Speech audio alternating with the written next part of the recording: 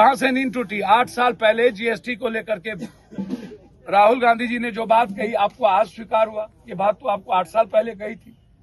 नोटबंदी भारत के लिए नहीं था, ये बात हम तब भी बोले थे। आप तो नोटबंदी पर आज तक नहीं कि नोटबंदी के चलते किसान और परिवार की क्या स्थिति हो गई। आप जब जब राजनीति चुनाव आता है तो आपको घड़ियाली आंसू बहाने की आदत हो जाती है। क्या घरेलू पर असर पड़ा था इस जीएसटी को लेकर के? कितनी घरेलू महिलाएं बर्बाद हो गई नोटबंदी को लेकर के?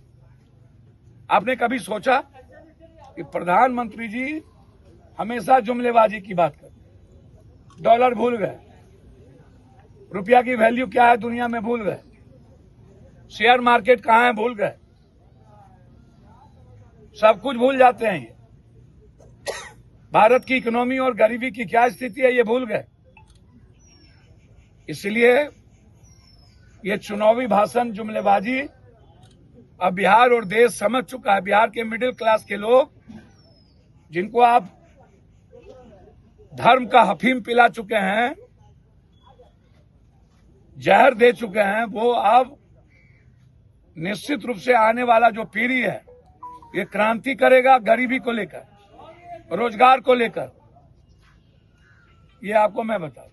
तेजस्वी के सभा में देश के प्रधान, मैंने पहले ही कह दिया, चाहे वो बौद्धिक लोग प्रधानमंत्री गाली देते हों डीएनए को लेकर के नीतीश कुमार को, चाहे मध्य प्रदेश में नीतीश कुमार को बोला ये बेटी और महिला विरोधी है स्पीच को लेकर, चाहे राहुल गांधी को सदन में पूछा गया हो बाप कौन है, चाहे 42 करोड़ की गर्लफ्रेंड की बात हो, चाहे जेवर गाय या कुत्ता बिल्ली का, कोई भी व्यक्ति गरीब की माँ हो या अमीर की, सीएम पीएम की माँ हो या चपरासी का माँ होती है।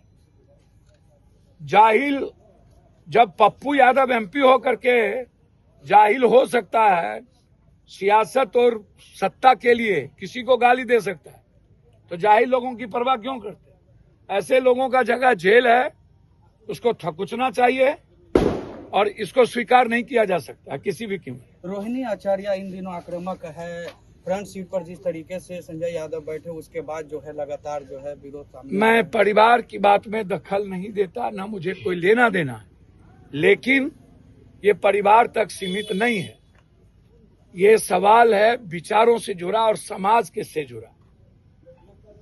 आज चुनाव के समय यदि कोई ऐसा मुद्दा किसी व्यक्ति के कारण राजनीतिक और सामाजिक असर पड़ रहा हो, और इस वक्त यदि रोहिणी जी ने कोई पहल की, तो मैं समझता हूं परिवार के लिए पहल नहीं है।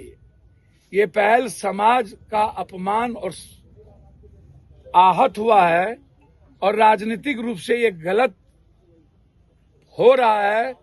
सामाजिक स्तर पर यह पहल सही है, और पॉलिटिकल असर पड़े इससे पहले कोई भी व्यक्ति बड़ा नहीं होता, और व्यक्ति के बगैर काम नहीं चलेगा ऐसा नहीं है। या तो वह व्यक्ति छोड़ के जाएं, या ऐसे व्यक्ति को जिससे राजनीतिक सामाजिक असर पड़े हटा देना चाहिए। एक आखिरी सवाल लेंगे। राहुल गांधी ने प्रधानमंत्री को लेकर के कमजोर प्रधानमंत्री कहा है। भैया प्रधानमंत्री जी मजबूत कब थे? कब थे मजबूत? बोला 15 लाख देंगे, नहीं दिया। बोला ब्लैक मनी लाएंगे, नहीं लाया। बोला 2 करोड़ नौकरी देंगे, नहीं दिया। अग्निवीर ले आया। बोला डॉलर दुनिया का मजबूत होगा, सबसे नीचे चला गया। बोला मेरी रुपया की वैल्यू होगी धरती पर सबसे कमजोर देश के नीचे चला गया।